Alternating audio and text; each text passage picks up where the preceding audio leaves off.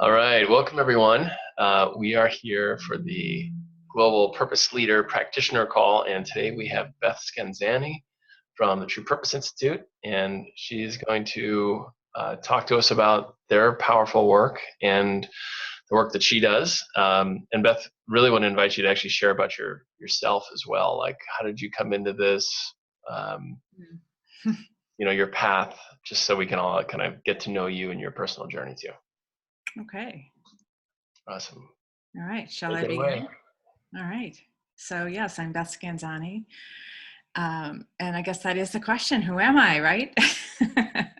That is the big question. So let's see a little bit about myself. What I do these days is I do a lot of teaching and coaching and course development, primarily with True Purpose Institute and also with Tim Kelly on the Shift Network. But one of the things I really love to do is collaborate with other people to create courses. So I love getting together, putting our heads together, seeing what gets cooked up, and then creating a course and teaching. So those are the things that I really love. I've been working with Tim since probably 2007 or 8, probably 2008. And how did I get here? That's an interesting question. So I was, in my former life, I was a chief human resources officer for, I like to say, about 100 years or so, give or take. And like many of us, I was getting to that point where it didn't have the juice, and I just didn't feel as motivated, and I wasn't, it was missing something, and I was really missing being more of my feminine self, not being able to use my intuition or my creativity. It's very hard to be relational with people. I mean, it says human resources, but it's actually really hard to actually be in authentic relationship with people when you're a chief HR officer. So I was also really wanting more of that. And so as synchronicity happens, I happened to hear this woman in the car on a long drive, and she was talking about beliefs. And she was talking about how we create these beliefs when we're very young, often 7 or younger, and how they create patterns in our lives and how we can shift those. And I thought that was so exciting. And so I called her, and I had never heard of coaching before. And so that, I would say that really started things. And she kept saying, Beth, you've got to get out of there. And I kept saying, Gail, I have these gorgeous, beautiful golden handcuffs, and I'm not going anywhere. But it's like the dream. I like to say, you don't have to work the dream. When you're ready, the dream will work you. And so, I got invited by a friend to a workshop, a weekend-long workshop, and Marcia Wieder, who's America's Dream Coach, at least she was those days, that's what she called herself, she was having a workshop, and she had us create a life dream and work through the process of getting clear about it and seeing what was in the way, and how do we work through that, and how do we get support, and part of that was purpose. And I went up to her at the workshop and I said, I can't do this. Everything's too far away. I can't do this. And she said, well, what would you dream if you could? And so I said, well, great. If I can have anything, I want a condo by the ocean. I want to quit my corporate job, and I want to be a coach. And she said, great, go work that. So I did. I put it away in my drawer. I didn't really think about it, but it was thinking about me, and my mindset had shifted. So I started doing the act as if, right? So what would you be doing if you were a coach? What would you be doing if you were buying a condo on the water? And, I really was getting into the soup, and things just started happening. And 6 months after that workshop, I had actually become a coach. I certified with Marcia. That's where I met Tim. I had bought a condo on the water. And the day after I bought the condo, I found out my job was being eliminated. The company was being sold. And they were going to be removing my golden handcuffs. So and so I just jumped in, and Tim came to Boston. And so I saw him there, and one thing led to another. And next thing you know, I'm a purpose coach and working with people on creating their life purpose. So discovering and creating a life that incorporates their life purpose and really moves that forward. And it's really been a matter since then of being clear and saying yes, trusting guidance and saying yes, even when, it felt like, you must be out of your mind, but it feels yes, to say yes. That's kind of how it got here. That may be more than you wanted to know, but all right. I think it's a really cool example of what happens when people get clear and when they get to the place where they can trust and say yes. So, yeah. So today I'd like to talk with you about the True Purpose process, as you were saying, Brandon, and it was originally developed by Tim Kelly, who is the founder of the True Purpose Institute, and he's the author of a book called True Purpose, 12 Strategies for Discovering the Difference You're Meant to Make. And as I said, I started to work with him, I think, in 2008. I was certified True Purpose Coach number 6, only because I had some parts of me that stopped me in the process, and I had to start all over again. But I'm really glad to be here. And what I feel like we're doing is creating this wonderful brew, this wonderful soup, this wonderful brew of all these different purpose perspectives and tools. And we're sharing some of the best things that are being done, the best work that's being done around purpose and soul purpose. And I think you all will imagine, you'll probably agree that this is a really, really important time for people to get more clear about their purpose. I think that can make a huge difference in the way people experience themselves and their lives and each other, and what's happening on the planet. So I'm just really glad. There can't possibly be too many of us roaming around the planet doing this. So we need more, more people to help shift from fear-driven motivation to a more purpose-guided motivation. To bring their gifts out into the world. I like to say everybody has a piece of the puzzle and we need all the pieces. And people have different styles and different perspectives and different belief systems. And we all have different styles and belief systems and perspectives. And so all of us are needed to help as many people as we can. So today I want to take you through an overview of the True Purpose process. And if we have time, get you some real-time experience in one of the aspects of the process we call permission. And I'm coming at this really from a sort of what are the key themes, the foundational principles, and some of the outcomes of the process. So I posted a visual of the overview of the process. Is there anyone who hasn't got that or seen that? Okay, so I'm not going to be following that verbatim, but it's a good visual on the process. And the pieces that I'm going to be talking about fit into those larger, phase boxes. So let's see, I'm just going to tell you what I'm going to try. It's sort of the tell you about what I'm going to tell you piece. I'm going to talk about the key themes. I'm going to talk about the 4 paths of purpose, the aspects of purpose that we use in the True Purpose process. There are 4 of them. I'm going to talk a little bit about trusted sources, because that's a really important aspect of the True Purpose process. Talk about some of the purpose discovery methods that we use, a process that we call permission, which I think is one of the coolest parts of the True Purpose process, and it's a life practice, not just a purpose practice. And then a little bit about manifestation and maintenance of the purpose process. All right. So,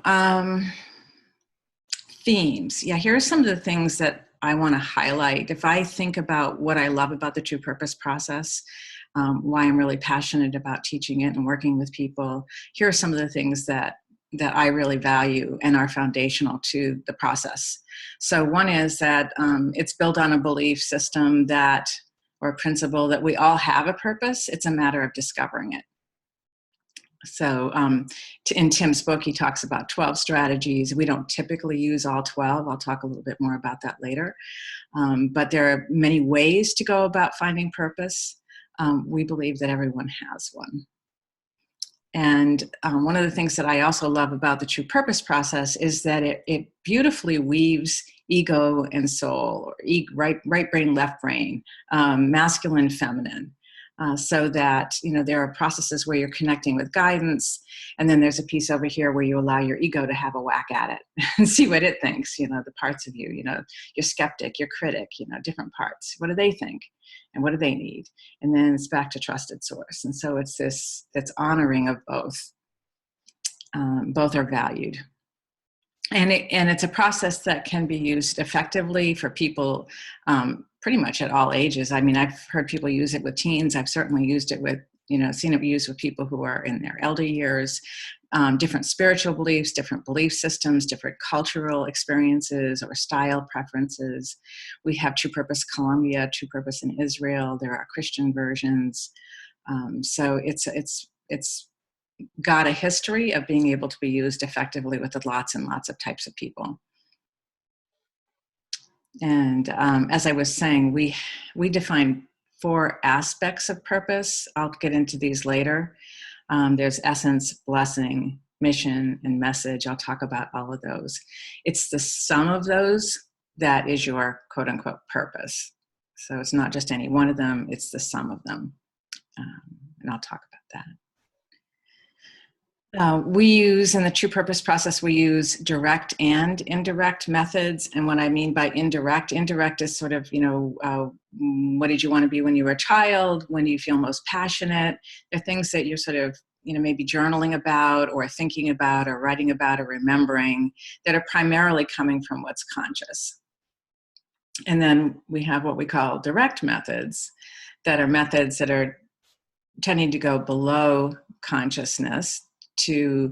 It's pretty amazing when people actually get connected to a trusted source and start, you know, writing their purpose information, the details, the images, the memories, the language that comes out is really very trusted sourcey and very often very poetic, very image oriented, and tends to really create a resonant connection with the people who are meant to work with me, as an example.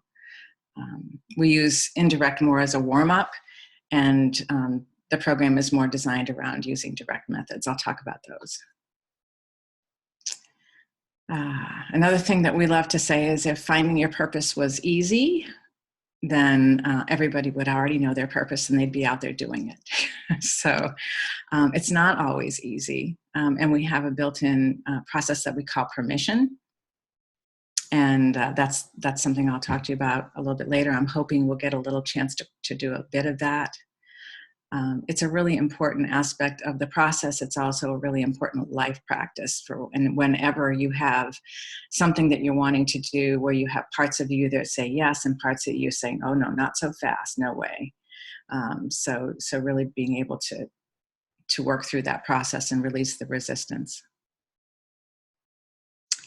Okay, I think those are good. You know, knowing your purpose doesn't guarantee that you're going to go out there and do it. So we also build in manifestation and maintenance practices. I guess that's the last thing to say. So I'm going to pause for a moment and just say, is there anything that I've said? I'm going to go into details on all of those, but is there anything that I've said that you want to ask a question about so far that's not a detail about the how-to? Brandon? Yeah. So first, let me just say I love Tim's work, and though I'm not a True Purpose Institute trained guide, it informs a lot of the work I do, and I just love it. So just a couple quick kind of background questions, because I know that you know, you guys are one of the bigger schools out there. Want to know if you could just share like how many trained guides there are. You know, how many? I have no idea. No idea. No idea. Like ballpark it. Is it like thousands, hundreds? I'm imagining there are well over 1,000 of trained purpose coaches. Mm-hmm. From TPI. Okay. Cool. I would imagine Tim would have that number. I don't have it. It's not enough as far as I'm concerned. Because I think, like, you know, and that, I'm just put it in perspective, like versus what was like probably 20 from PGI. And Dusty, how many from Animus? Like less than 100? Yeah, about that. Yeah. Okay. I just wanted to have that as like a reference point. Yeah, and so I should say, Dustin, when you say trained, I mean not Dustin, sorry, Brandon, when you say trained, it's not the same as certified. So I'm not talking about certified. I'm talking about trained. Okay. Yeah. All right. So Can, there can are you there can are you 40 explore that? certified. Yeah. What is that distinction? You have to go through quite an extensive certification process, including taking people through the process and having a mentor and all of that in order to be certified. There are only 40 certified. Okay. I think they're about to be 41. 40 certified. Okay, cool. Yeah. So, but lots of trained coaches. Got it. Okay. All right. Thank you. Give me a little pause to breathe, which is what I really wanted. All right. So four paths of purpose. Tim created a nice model that talks about, people have different perspectives and different belief systems, ways that they would hold purpose and even receiving purpose information. So we've defined, four. If you were looking at a quadrant and sort of be like, you've got high ego, you've got low ego. So if you combine, for example, low ego and low trusted source, that we might call a path of presence. Okay, so you're just kind of moving through life and you're seeing what feels good and being present and going with that feels purposeful. That seems to be what's purposeful for you. So that would be the path of presence. If you had high ego, high trusted source, that would be the path of partnership. And actually that's the sweet spot really of the true purpose process. It can accommodate all of them, but its sweet spot is the path of partnership. I value ego, I value trusted source. Okay. If you looked at high ego, low trusted source, that's the path of power. That's ego. It really operates with its what feels good to the ego. Maybe image, it may be money, it may be power. Whatever is feeding my ego needs. And very little trusted source. And then I could have the path of piety, which is pretty much low ego and high trusted source. I do what my trusted source guides me to do. So I like that framework because people will tend, to fall mainly into one category or another, and you can design the work and the program around those four paths. So 4 aspects of purpose. We talk about essence, blessing, mission, and message. So I'm going to talk about each of those. And some of these may be similar to what you all have in some of your programs. So essence is an aspect of being. So it's that Tim likes to use his analogy of we're all running around with colors, sort of colors on our foreheads, and everybody has kind of a unique color. And I can see yours. You don't necessarily see yours, but I know when you show up what you feel like, right? I have a felt sense of your energy, a felt sense of your being, and so that's essence. It's a being state, not a doing state. So my essence is the light and love of grace. And at one point, I almost changed my name to Grace. Everybody was calling me Grace. And, people often say to me, I just feel this sense of, safety and non-judgment and being seen. It just feels like grace. And so essence, right? And then there's blessing. And blessing it's a doing. So it's a process. It has a beginning and it has an end. And it's repeatable. Okay. So, and it has an impact. It has a transformation. So my blessing is to help lost children find their way home. And for me, it's the child within. The image that I got when I started to work with this was a little girl dancing around the living room, You know, she's twirling around, she's dancing, she's having a ball. She thinks everybody loves her, and why shouldn't they, right? Because she's just absolutely lovable, right? And she just feels great in her body, and she feels great moving through life. And so that image of the child, you know, to help people find that lost child, find their way home to that lost child, and have some sense of that description. So as I said, you do your blessing over and over again. At some point, people have found that they get another blessing. So they seem to, you know, you seem to have mastered one, and something else comes and that builds on itself. So people can have more than one blessing. They tend to be related, you know, maybe like going back to the old book that you read before and you didn't quite get that paragraph, but now it's really clear and really compelling. So it's the next level up, level up, level up. And then there's mission, and mission is done once. So it has a very large effect, and once you do it, it's done. So my mission is to awaken humanity one dream at a time. So if I woke everybody up everywhere, you know, then I would be done with my mission. Now, I'm not the only one doing my mission, thank God. So, you know, but that's the mission. So, and I do this. So I do this. I work to help people wake up, and I do that often through bringing what is subconscious, unconscious to consciousness. And one of the ways that I do that is dream work. So that's my mission. My message is all is well, all the time. Yes, even when it doesn't feel that way. And that's the message I carry. I just find myself saying that over and over again. Yeah. So as I was saying, purpose, we don't have people ask, what's my purpose? We break it down. They ask, what's my essence? What's my blessing? What's my mission? What's my message? And the sum of those, I am my essence, I give my blessing, I fulfill my mission, and I share my message. Those are the aspects of purpose. So people who move through the process end up with purpose statements for each of those. And they're not just the statement, in most cases, like with the blessing especially, there's a lot of detailed information. You know, who is it for? What state are they in? You know, how do I do this process?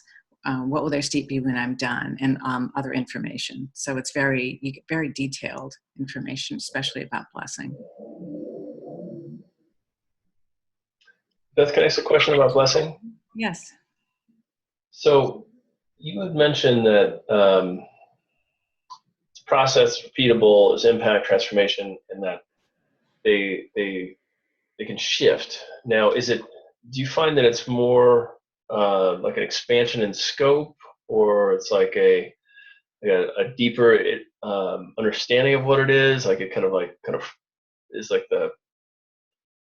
I guess what I'm asking is, like, does it get bigger, or does it tend to have more of a lateral kind of sidestep? Like, you know, I'm just like kind of thinking like people who are bakers or teachers, and then they got drafted into World War II, and now they're fighting Hitler. I'm like, just kind of curious, like, is it like that, or is it like they go from baking to, you know, artisan bread to the theory of bread to writing books and teaching people on bread, or like? So yes is the answer. It's for some, you know, I think it can be either or both, you know, either or both. I'll give you an example for myself, because my blessing is transitioning and I haven't got the second one fully cooked. But what I know about it so far is it has much more to do with a deeper connection. So I find myself home. I find my lost child, and I come home to myself. And now what's happening? It's more of a matter of being home and a part of the community of all that is. So in my case, it's taking what I've already mastered, if you will, and bringing that out at a different level. Okay. So not just an internal connection and an internal sense of home and an internal sense of self-love, but opening that up to all that is, and a whole different sense of connection. Yeah. that help? Mm-hmm. Okay. All right, great.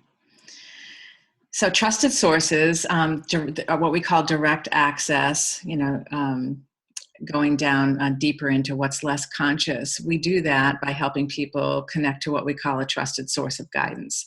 And that trusted source of guidance, for purposes of the true purpose process, the definition of trusted source that we use is, you believe it exists or could exist.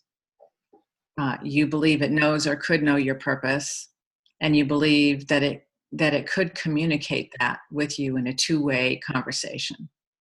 Okay, so there are other methods that can work other than connecting with a trusted source, but primarily we use trusted source connection. So you believe it could exist, it could know your purpose, and it could communicate that with you. And then there are a number of different kinds of trusted sources. So again, it works with all different kinds of belief systems. You could have a universal trusted source, God, Buddha, Allah, a universal source. All that is universe. You could have, and that's external to me, and it knows everyone's purpose. You could have a personal trusted source. So it might be a guide, or maybe my grandfather who passed, or an animal totem, and it would know my purpose, but it's outside of me. And then the third category would be internal. So it's internal to me, and it knows my purpose, my heart, my soul, my better judgment, my higher guidance, my goddess self, however I want to define that, however that comes to me. And you don't have to just have one. Sometimes people find that a certain trusted source will work better for some parts of the process, and other trusted sources will work better for other parts of the process. So particularly, when it gets into details, sometimes universal trusted sources aren't all that interested. So it might be a more personal trusted source or an internal trusted source. So that's a really big part of the first part of the program, is helping people get permission, which we're going to talk about, to connect with a trusted source. Not everybody can do that easily, but part of the process that we call permission helps them to do that. And, as Tim has in his book, there are at least 12 methods, I think probably many more than that now, of discovering purpose information. The primary methods that we tend to use would be a written two-way active imagination with a trusted source. So I say, I write Beth, ... God, you around today? I'd really like to have a conversation. God, ... Of course I'm around. I'm always here, right? Beth, ... I'm really feeling that my blessing information is starting to become outdated. Can you tell me more about that? God, ... And so there would be this two-way conversation that we would have in active imagination. Another way that we use a lot is what we call guided visualization or guided meditation. And there are several ways to do that. Both of those work really well. Active imagination tends to work better than any of the methods that we have discovered so far. Another way is dreaming. And I actually got my purpose information from my blessing, which is that, the detailed steps, by using dreams. Now that makes sense because I do a lot of work with dreams. But the first time I did it, I was at a workshop with Tim and out in Nevada, and I went to bed with an intention, an incubation to get the steps of my blessing, right? I was all excited to get the steps of my blessing. And I remember seeing this tablet, and 1, 2, 3, 4, all 10. There were 10 steps on this tablet, right? And I was so excited, and it was so clear. And I went back to sleep and forgot the whole thing. I was so bummed out. I went to Tim in the morning and I said, Tim, I have great news. I got my blessing steps in my dreams. He says, oh, that's fantastic. What are they? I said, I have no idea. So anyway, I should have known better. Should have written them down. But what I did later was I incubated dreams over the course of 3 nights. And I wrote down or recorded everything, all during the night, that anything that I got if I woke up. And then I took the dreams and I used some lenses, and I said, okay, in these dreams, who am I being? What am I doing? How am I feeling? What impact am I having on the other in the dream? And what impact is it having on me? And I ended up with the steps of my blessing, which actually fit beautifully. So that was pretty cool. Are there any questions about discovery methods? Okay. Okay, permission. Let's talk about permission, because, we're taking people on a deep dive often, and often it's people who aren't used to doing that kind of a deep dive, or people who aren't necessarily used to getting guidance from a trusted source, or trusting guidance from any source. What we want to do is open the portal for this, information, this really juicy, resonant, clear information to be revealed about their purpose. And in the real world today, and with most people, like I said, if finding your purpose was that easy, we'd all be doing it. And so when a person decides that they really must be more to life, there really is something that's calling them, they really feel that they want to discover something meaningful and purposeful, there are going to be parts of them that are really excited. They can't wait to figure this out, no matter what they have to do. And they're dressed, they're ready for the call. This is really important. They are like even impatient. And there are other parts that are not so fast, not too keen, no way. I don't think so. Are you kidding? Right? So people usually have both. And so there may be protector parts, there may be skeptics, there may be critics or image consultants. It's often image consultants. What are people going to think? Parts that don't like change, they may be protective parts. Wounded parts, parts that really like being invisible and quiet or shy. Parts that, really worry about who will I be, or what will happen, or is my wife going to leave me, or am I going to be able to make money doing that? So there are all these concerns that come up, and I'm sure you experience this, when people are going to find their purpose. And so this permission process really helps to bring them to light and to honor the fears and concerns of the parts that have them.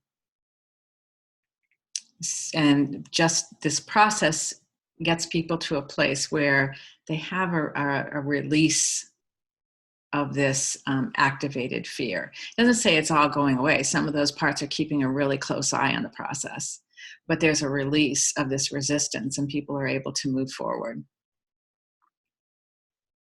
The other thing about permission, that it's really woven throughout the process.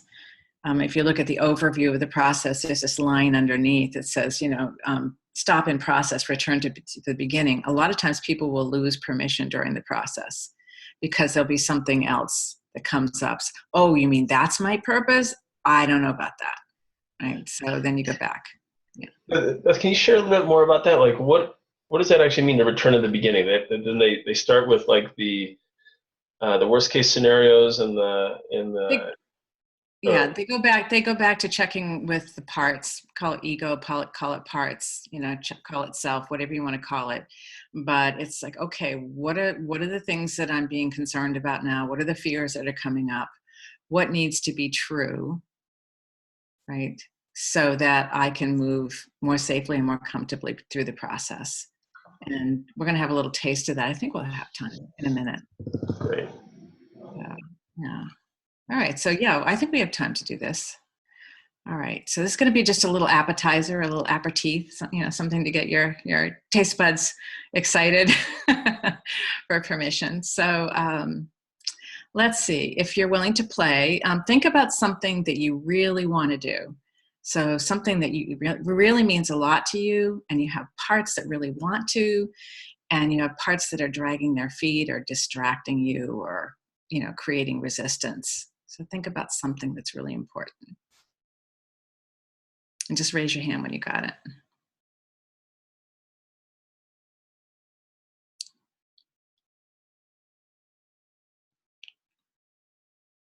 Okay. All right.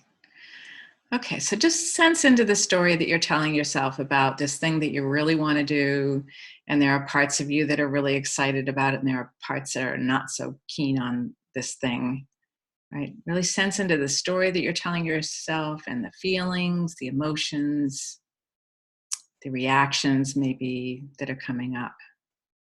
And sense into what parts of you might be involved. And don't worry about how you're naming the parts. You know, it could be my optimist, my procrastinator, the part that makes me sleepy every time I sit down to work on this, the part that wants me to get off my butt and just do it.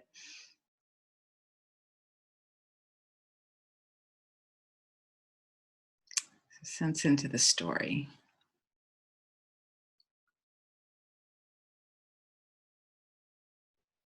And when you're ready, just write down one, two, maybe three parts that are coming up that are allies, that are in support, and one, two, or three parts that are coming up that are resisting. Again, it doesn't matter how you identify them, just in any way it comes to you.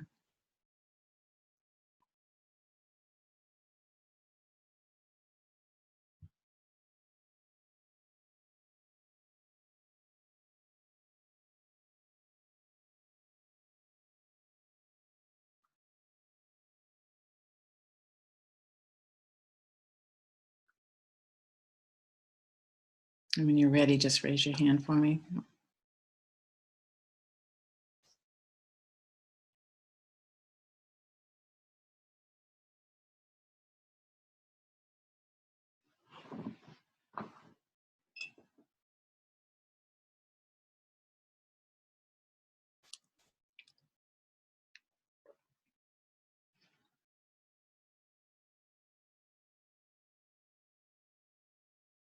Okay, great. Okay.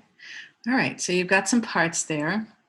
Now pick one of your resistor parts and see if you can check in with that part and ask it, what does it need in order to feel safe and willing to let you move forward on this? Like, what things would need to be true in order to let you move forward, in order to feel safe? And so these would be said in a positive state. So I maintain a state of well-being and health. I included at least an hour each day for meditation and contemplation. My relationship with my partner is fulfilling. So present tense, positive state. At least 5 things that part needs to be true.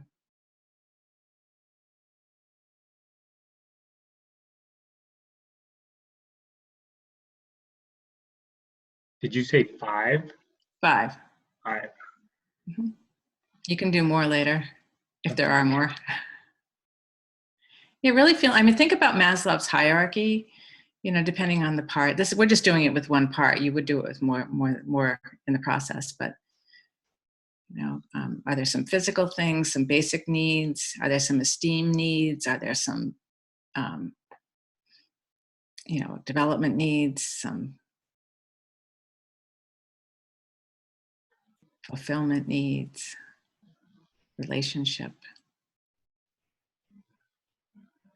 I'm only coming up with 1. Okay. Is that okay? Yeah. Okay. If that's true for you, that's fine. Yeah. Yeah. Yeah. Some people end up with, and this again, this is a mini version, just as like a, you know, mini version. But some people with their lists, even if they look at all the parts that might be involved, they have short lists, and some people have lists of 100. So the point is to get it explicit, right? So what we would do is these we would call conditions or agreements. So you would take your list, longer list than this. You would take your list and you would see, am I willing to commit to these things? They don't have to be true right now, but are you willing to agree that these things are important, and at least to try to work on them, to have them be important? And it ends up being a list of things that are really important to you in life. And that when you don't honor them, no matter if it's this decision or your life in general, when you're not honoring these things will get bumpy.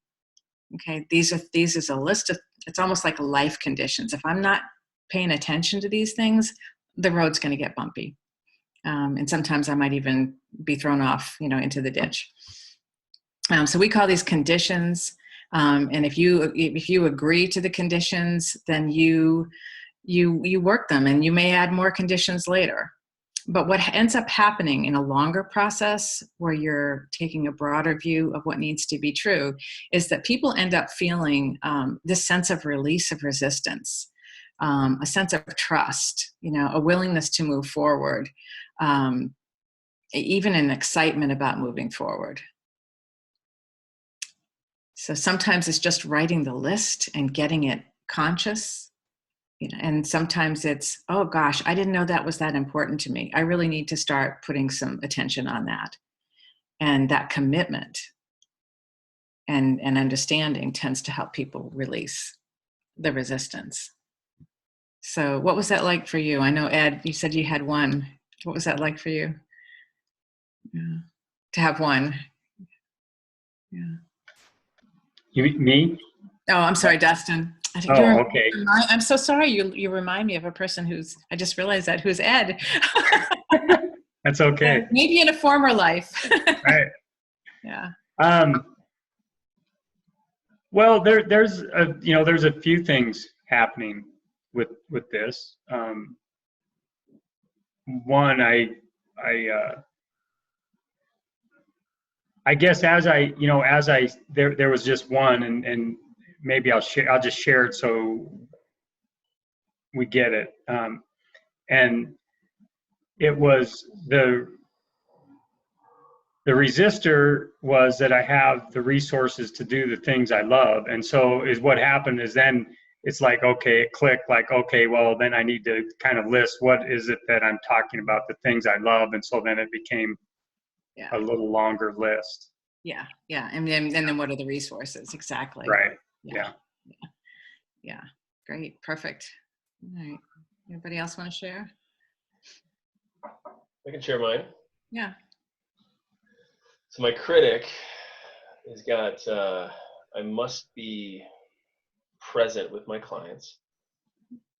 So I would just in terms of the teaching, I would shift that to I am. I am present with my clients. Mm-hmm. Yeah. I clean up my integrity. Mm-hmm. I have my own purpose guide. I read every morning, and I am productive. All right. Okay. So may I give you some feedback just from a teaching? So if you were cleaning up your integrity, what would you be? If your integrity was cleaned up, what would you be? What would be the positive state? I would be in integrity. Yeah. And if you're going to read every morning, how much do you need to read? How much time? 15 minutes. Yeah. And could it be anything or just reading? No, it has to be stuff that is purpose, spirit, soul aligned. Yeah. So you could tighten them up that way. Yeah. So be specific about what it is that's needed, and make it positive. So instead of like somebody saying, well, I will do this, or I'll try to do that, or I will have that, or I won't do this, it's the positive state, present tense. So Beth, I'm trying to, wrap my head around a version, I'm sure a very short version of what you have to offer here. And so is what we're still talking about going through these resistors is the permission. So we're finding resistors, as you put them, that are stopping us from wanting to do what? Whatever. So in this case, it's find and live your purpose. Okay. So in this process, that's what it would be. You could also use it for anything in your life. Right. But the purpose that you're talking about, if this is a resistor that we need to get permission from, basically, to find and live our purpose, but then the purpose that you're talking about is the 4 paths to purpose. Not the 4 paths. No, it's the 4 aspects. Okay, right. The 4 aspects. Okay. All right. Thank you. You're welcome. Thank you for asking. So Yeah. yes, it's to discover it, and it's to get details, and it's to manifest that. And so in the beginning of the process, oftentimes people will get permission, and then as they start to get clearer, there, like I said, there are other things that will come up. Yeah. But and this isn't exactly how we do it, but I wanted to give you a taste of Right. the process. So it's a little taste of how it's done. But the cool thing about it is it really does get people to a place where they can now move through. They can connect with the trusted source. They can download the information, the details. Right. Well, I can imagine when you're working with somebody through this particular part of permission that that in itself could require much work to get Sometimes people it through. does, and sometimes it doesn't. Yeah. Yeah. Yeah. Sometimes it's an issue that kind of gets sticky through the whole process for people, but it's sticky in their lives too. Right. So they're having the same experience in their lives with resistance as they are with this process. So as they start to get permission in this process, they've also identified things that are really important to them in their lives, and their lives actually start to have less resistance. Right. It is what comes up for me in this conversation is the work at Animus with Wild Mind. And I don't know if anybody here has read Bill's work on Wild Mind. But this could get really tricky with actually really digging in and discovering or uncovering or just being awakened to the essence the essence part of the purpose that you're talking about. Say more about that, because I'm not familiar with it. So can you give me an So example? the Wild Mind would just it's a model of the psyche basically, and so we would explore different parts of the psyche that may, in this case, that may be stopping you from wanting to go forward. But it can be very tricky. The psyche can be very tricky, and so a lot of times is what can happen is it might, let's say, and I'm not quite sure how to phrase this in these terms, but let's say that the psyche might trick somebody into something that they think is purpose when it's really just another protective part. Mm-hmm. Yeah, yeah. So, and we actually have, I'm going to talk about that next. When I was saying we kind of go ego, soul, we actually have developed over time a set of validation criteria that will tend to say, okay, here's what you got. Now let's go look at it. Okay. With these validation criteria in mind, does it really seem more like trusted source information? Does it really seem more like ego? Got it. Yeah. So there is that built in too. So you're absolutely right. Yeah. Yeah. And a lot of time, I work with people a lot on purposeful marketing, taking this purpose information and using that in marketing. And a lot of times what people will first come out with is just all the stuff they already know and they've already done and they've got in their website, right? Right. And, and it feels like it's coming from trusted source, sort of, but you can look at it and you can use the criteria and say, what do you think? Given these criteria, what do you think of this? It sounds like my ego. Right. And so, then, okay, maybe there's some permission stuff still to work on. So let's go back and look at permission. Okay. Yeah, there's this and this, and I'm not really paying attention to that. And so let's try it again. They go back and they try again, and they can download more information. And then we look at it again. Right. Yeah. Yeah. Again, in the short time we have, it's hard to do full justice to something that's an essential part of the program, but just a taste. Yeah. All right. So, I do want next to talk about this ego soul piece, because this is one of the things I really love about it. I guess because I am a person who really values both. And I think that, the ego has a place in the world. We're walking around, we're human, we're having a human experience, as does soul, guidance, trusted source. And so that's one of the things I personally like about it. Not everybody uses it that way. Some people just take the information from trusted source and that's what they're going with. Some other people, really prefer to to go primarily with their ego. That's nice that that's what my trusted source said, but here's what I want to do. So, okay. So, this indirect, direct access is one way that we honor ego and soul. These, what we call validating criteria, validating. So when people connect with a trusted source and they start to get information in the active imaginations or the meditation, we have these validating criteria that we use to say, does it really seem like a trusted source, or does it really seem more like ego? When they get their purpose information, we do the same thing. So there's an ego validation.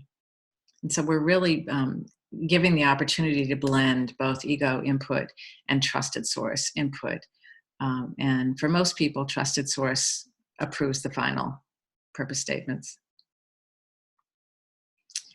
And then the final stages of the plan is, okay, so you've got your purpose statements and you have your fully expressed details. And so how are you going to manifest this? How do you choose to manifest it?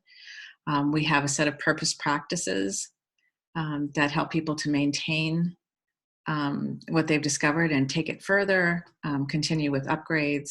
And they can use what they get in their life. They can use it in creating a business, product, service, figuring out speaking or messaging, writing, who's their audience, what's their message, who's their ideal client, what about marketing copy.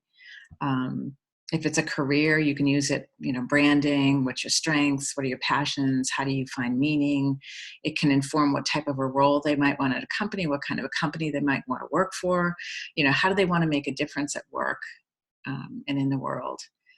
People use it for retirement planning. What do I want to do when I quit my corporate job, or what do I need how about inner work? What is it? It teaches a process of inner work through the parts work and through the permission work that people can use for a lifetime.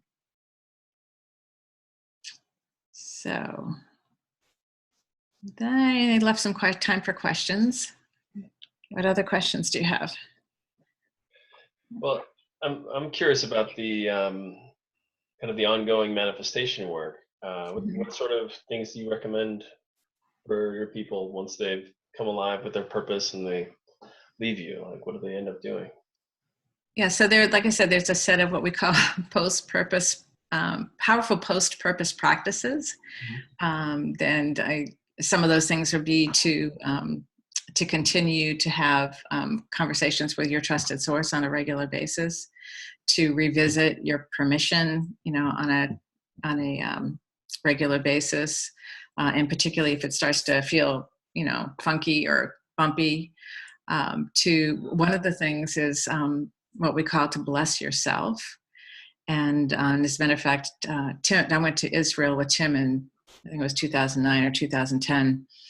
And so we're driving around the hills in Israel together, like this. And we were talking about people finding their purpose and sometimes not being as successful as they wanted to and actually manifesting it.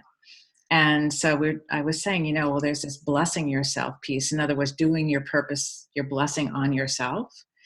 And people really don't know how to do that. It's not easy to do, right? It's probably the thing you've tried to avoid doing your whole life, right? We think it's okay for us to do it with everybody else, but not me, right?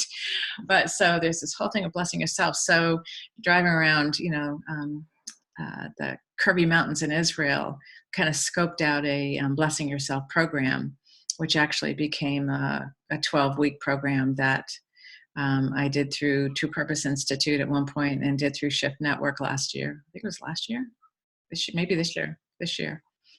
So that's one of the things is, can you get clear enough and clear enough passage, that you can do the thing that you think everybody else needs from you for yourself.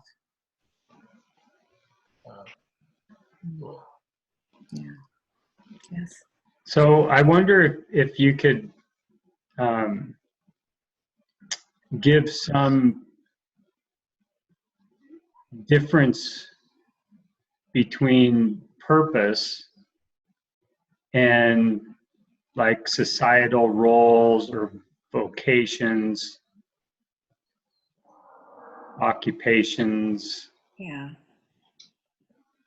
So, having been in human resources, I can tell you that many occupations and people in them are not purposeful at all, or they don't seem to be. So I don't think that people necessarily choose their occupations based on purpose, but there may be an ingredient of that in there. I was a human resources person, and so I can see that I was bringing my essence and doing my blessing to people in my own way in corporate. So there was some of that. Had I been clearer about my purpose, I would have done it I would have done a much better job, and I would have been much more fulfilled, right? Right. If I can bring myself and I can say, oh, here's what I'm meant to do. This is the change I'm meant to create. This is how I do it. Mm. And, and I would have brought that with me. Right. And, I would have I and the people I worked with would have had a much better experience in my belief. Or if I couldn't do it there, I would have moved on to something else. Right. Yeah. Beautiful. Thank you. Oh, you're welcome. Yeah. All right. Anything else? Brandon. How long does the true purpose process take on average? It depends on the person, of course. And I would say on average, sort of a 10 to 12 weeks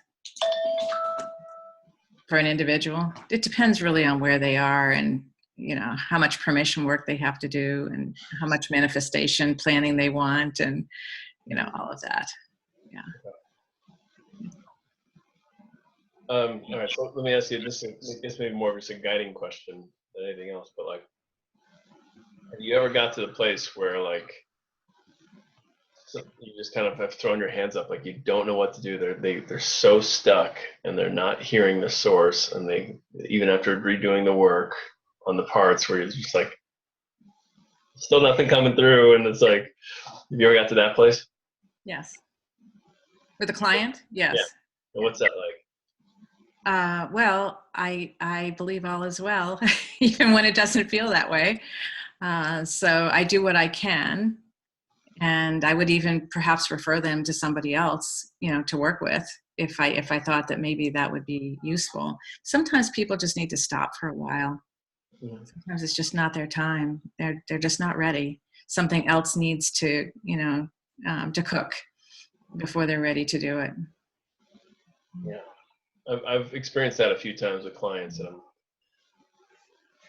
like, yeah, I don't know what to do. Like I sometimes kind of shift modalities and say, okay, well, obviously all this other stuff's more important. Like let's get your life in order or something like that. And then let's come back to purpose at a certain point. But I mean, sometimes people need to shift to something that's not so deep, I've found. And so maybe to do more of the direct and get that to bring it to, start with a slow boil and get that to work it up again. I also do voice dialogue and I do belief work. So I might bring those into the process and facilitate the parts myself, with them. And that often helps. I could even facilitate a trusted source in dialogue, with their permission. I could do belief work, and then we can go back in and see what we've got. But sometimes I think people either need a break or they need to get back up because there's something there that's just too deep and too dear right now. Or there may be things going on in their life, and they just need a shift or a break.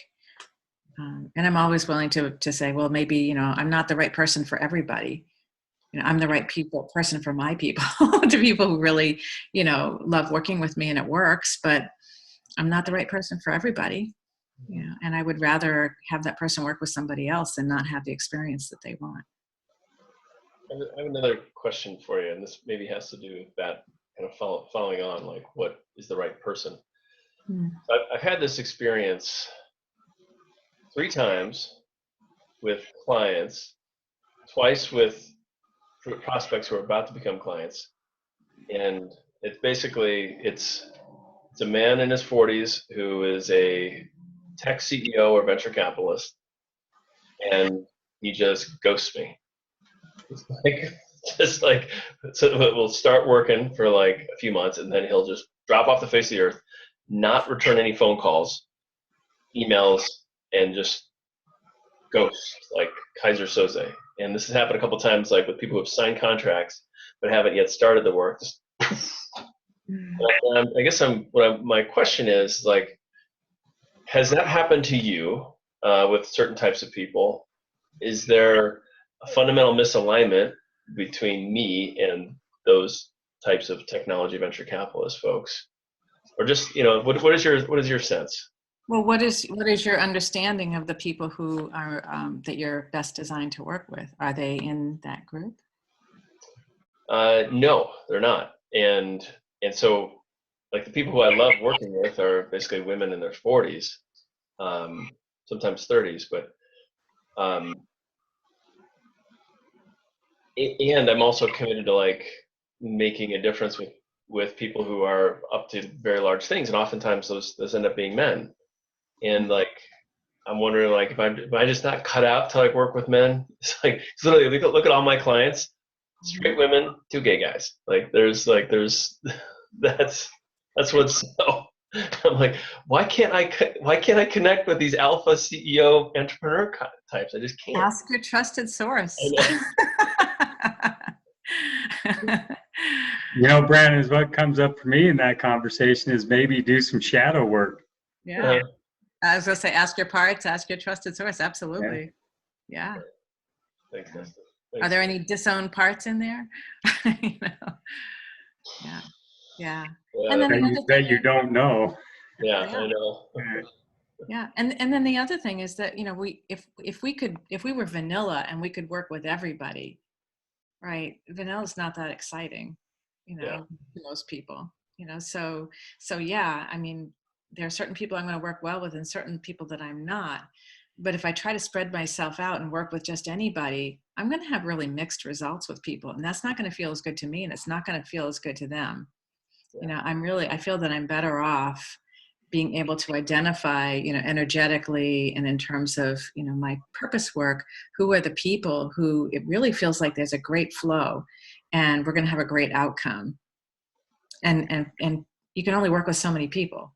Focus on those. Yeah, of course.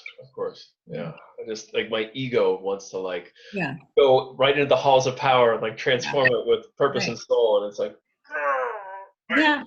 And regardless of whether what I said is true, what Dustin said is, I think, also true. Like, there's just the fact that you brought it up, that there's some work to do there, at least some exploration.